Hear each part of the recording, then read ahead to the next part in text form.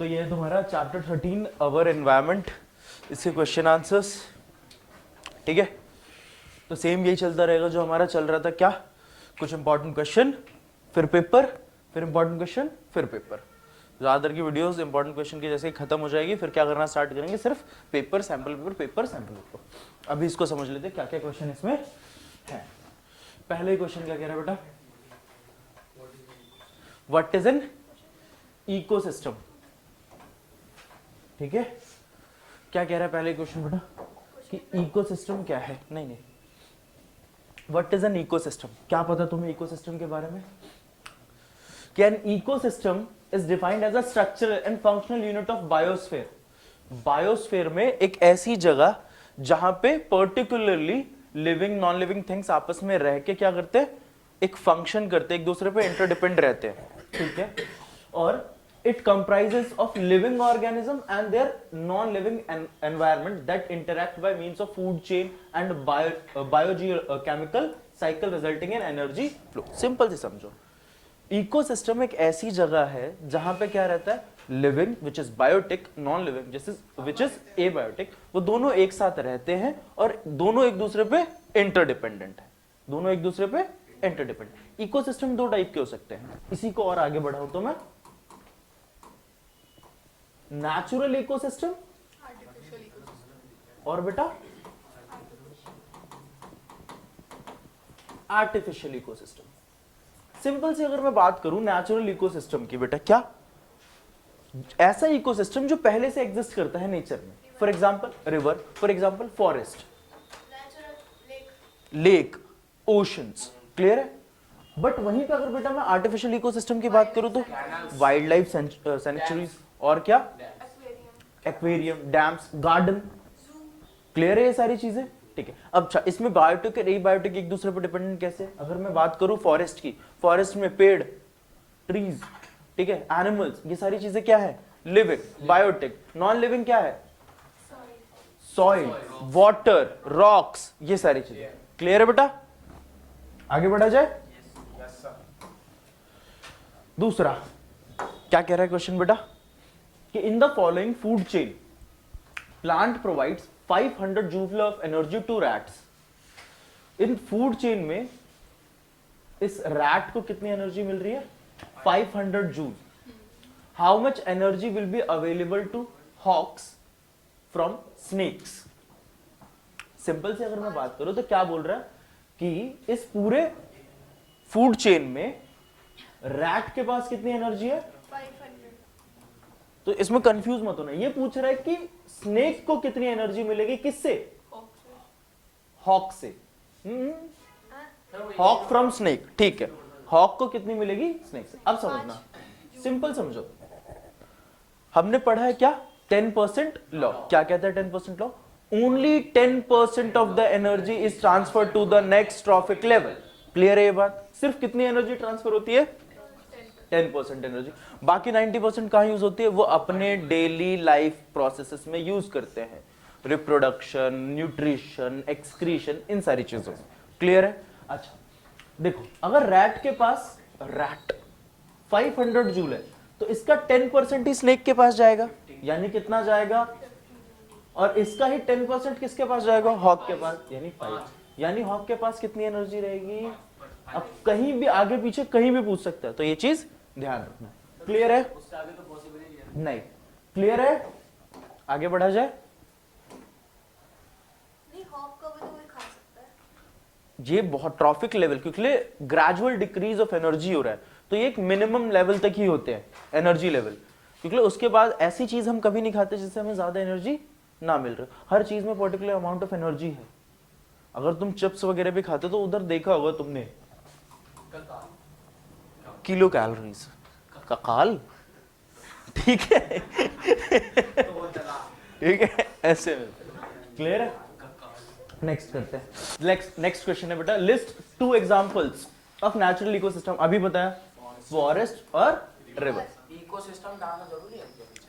ठीक है ना, ये सवाल है कोई। क्लियर है बेटा, आगे बढ़े। हाँ, क्या बोला है, in a food chain if 10,000 joule of energy is available to the producer. कितनी है प्रोड्यूसर के पास, 10,000 joule. How much energy will be available to the secondary consumer to transfer it to tertiary consumer? क्या बोला? ठीक है कि एक food chain में प्रोड्यूसर के पास 10,000 जूल एनर्जी है, ठीक है. How much energy will be available to secondary consumer? कितनी एनर्जी रहेगी किसके पास? सेकेंडरी कंज्यूमर के पास, to transfer to the tertiary consumer. Question में घूमना मत. क्या बोला इसने? कितनी एनर्जी रहेगी सेकेंडरी कंज्यूमर के पास to provide to tertiary consumer. तो हमें पूछा किसका है? टर्सरी कंज्यूमर का नहीं, किसका? सेकेंडरी कंज्यूमर के पास कितनी एनर्जी रहेगी आगे ट्रांसफर करने के लिए. सिंपल. 10% लॉ क्या कहता है? Only 10% of the energy is transfer to the next trophic. Clear है? प्रोड्यूसर्स के पास अगर 10,000 जूल है तो नेक्स्ट प्राइमरी कंज्यूमर के पास 1000 जाएगा. उसके बाद 100 तो यही सेकेंडरी कंज्यूमर है तो इसके पास सिर्फ 100 है. उसके आगे जाएगा 10, उसके आगे 1, 0.1, 0.001 चलता रहेगा. क्लियर है? ठीक है, क्लियर है. आगे बढ़ा जाए. What is meant by biological magnification? देखो सिंपल पहले समझते फिर आएंगे डेफिनेशन पे.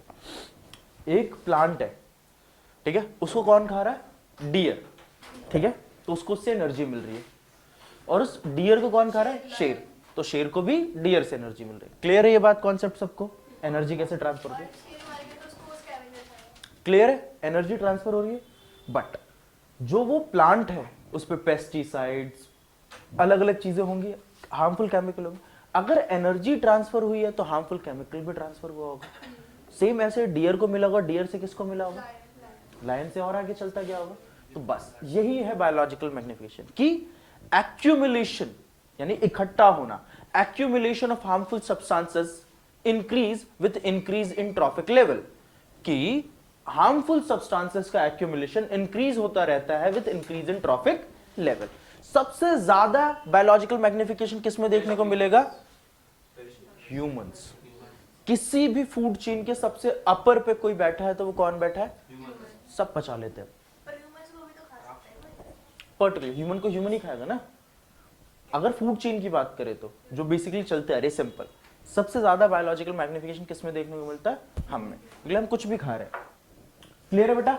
यही यहां पे बोला गया. बायोलॉजिकल मैग्निफिकेशन और bio magnification refers to the process of accumulation of non biodegradable chemicals, pesticides etc. into the body of organism through the food chain which go on increasing in its concentration at trophic level. Same बात. तुम क्या लिखोगे?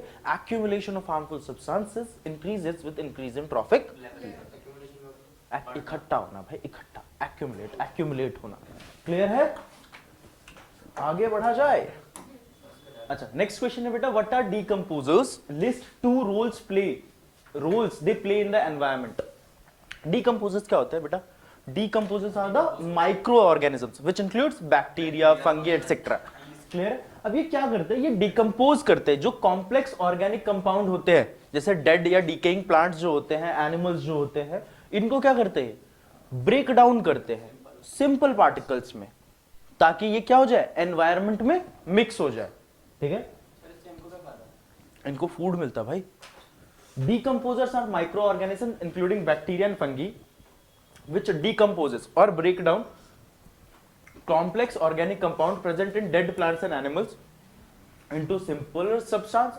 Role of decomposer, decompose कर देते हैं dead bodies of plants animals की, ताकि क्या हो जाता है? environment clean हो जाता है. आ सकता है, वो scavengers में आता है. ठीक है, उसके बाद ये क्या हेल्प करते हैं? रिसाइकलिंग. जो चीजें हैं दोबारा इकोसिस्टम में दोबारा मिल रही है. क्लियर रहेगी ये बात बेटा? डन है? आगे बढ़ते हैं. कुछ अच्छी बातें देख लेते हैं. Create a food chain. Create a food chain of the following organism: insect, hawk, grass, snake, frog. इसका फूड चेन बनाना है बेटा. ठीक है. अच्छा, हॉक पता है ना किसकी बात हो रही है? हाँ, वही वाला है. ठीक है, चील होता है कि दो चील? काइंड ऑफ वही. ठीक है, सबसे पहले इसे फूड चेन बना देंगे बेटा. सबसे पहले ग्रास के बाद इंसेक्ट के बाद मेंढक, फ्रॉग के बाद सांप, सांप के बाद. क्लियर है? Done. Name the organisms at the third trophic level of created food chain. अच्छा, थर्ड ट्रॉफिक लेवल पे हमें कौन देखने को मिल रहा है? मेंढक। ठीक है। सी क्या बोल रहा है? Which organisms of the food chain will have the highest concentration of non biodegradable chemicals? सबसे ज्यादा किसके पास मिलेगा? जो सबसे एंड में रहेगा, तो हॉक। अबे भाई इनमें से पूछा, ठीक है। उसके बाद name the phenomena associated with this. Biological magnification, ठीक है। उसके बाद if 10,000 joule of energy is available to the frog, frog के पास कितनी है? 10,000। How much energy will be available to snake in the food chain? 1000। किसके पास थी भाई? फ्रॉग के पास 10,000, नेक्स्ट के पास कितना जाएगी? सिर्फ 10। क्लियर? इजी पीजी, आगे बढ़ा जाए। बोल रहा what is meant by trophic level in a food chain? Trophic level का मतलब क्या होता है किसी भी फूड चेन में? Construct a terrestrial food chain with trophic level, the energy of flow in food chain is always unidirectional. Why? सबसे पहला क्या बोला कि हमें बताना है कि ट्रॉफिक लेवल होता क्या है। दूसरा, हमें क्या करना है? एक फूड चेन क्रिएट करनी है टेरेस्ट्रियल। टेरेस्ट्रियल का मतलब जमीन पे रहने वाले, ठीक है, उनसे।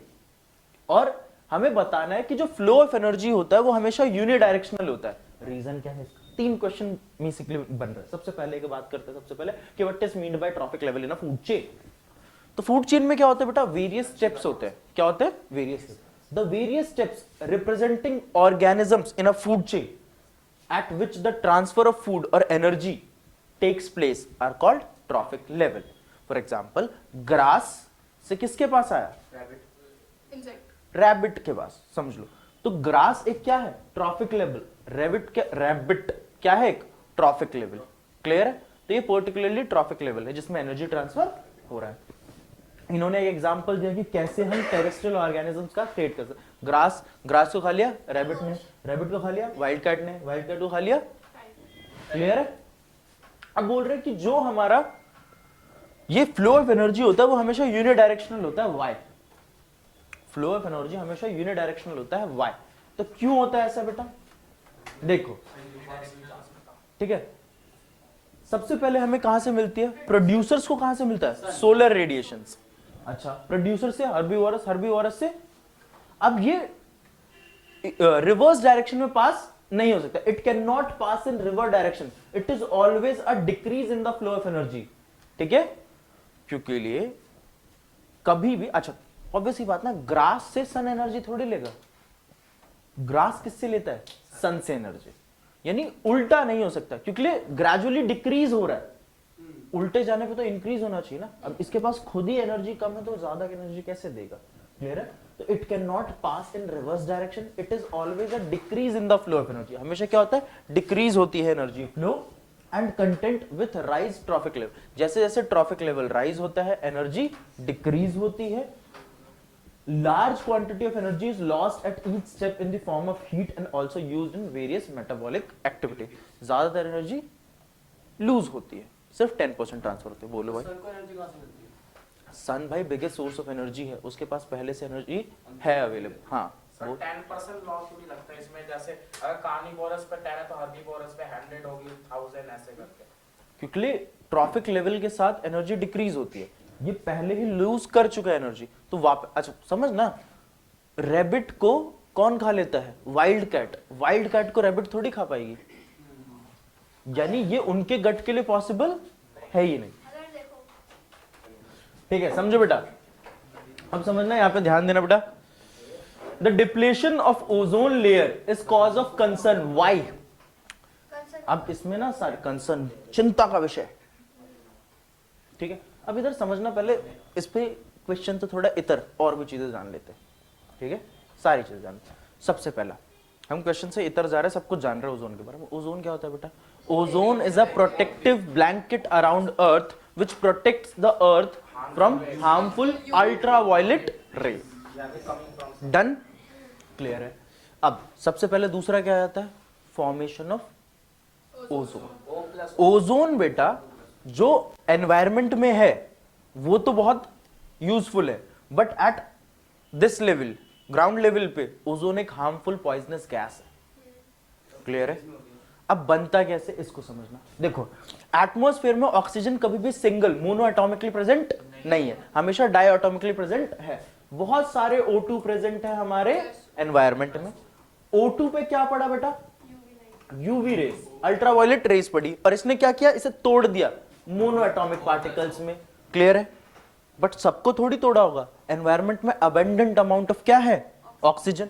अब ये सिंगल O एक दोबारा O2 के साथ रिएक्ट करेगा और क्या बनेगा, ओजोन बेटा। क्या बनेगा, क्लियर है बेटा, formation of ozone, formation of ozone सबको क्लियर, प्रोटेक्टिव ब्लैंकेट है। अब 1985 में, ठीक है, एक जगह है एंटार्क्टिका, वहां पे क्या देखा गया, एक होल देखा गया जिसे क्या बोला गया, ओजोन होल। क्या बोला गया, ओजोन होल। फिर पता किया कि ये हो क्यों रहा है, तो पता चला कि ये ओजोन होल हो रहा है एक गैस जिसका नाम है क्लोरोफ्लोरोकार्बन। क्या नाम है बेटा, और ये क्लोरोफ्लोरोकार्बन कहां देखने को मिलता है, एसीज, रेफ्रिजरेटर, एरोसोल स्प्रेज जो डीओ वगैरह यूज करते हैं। क्लियर, दिक्कत आ रही थी भाई इससे। तो फिर 1986 में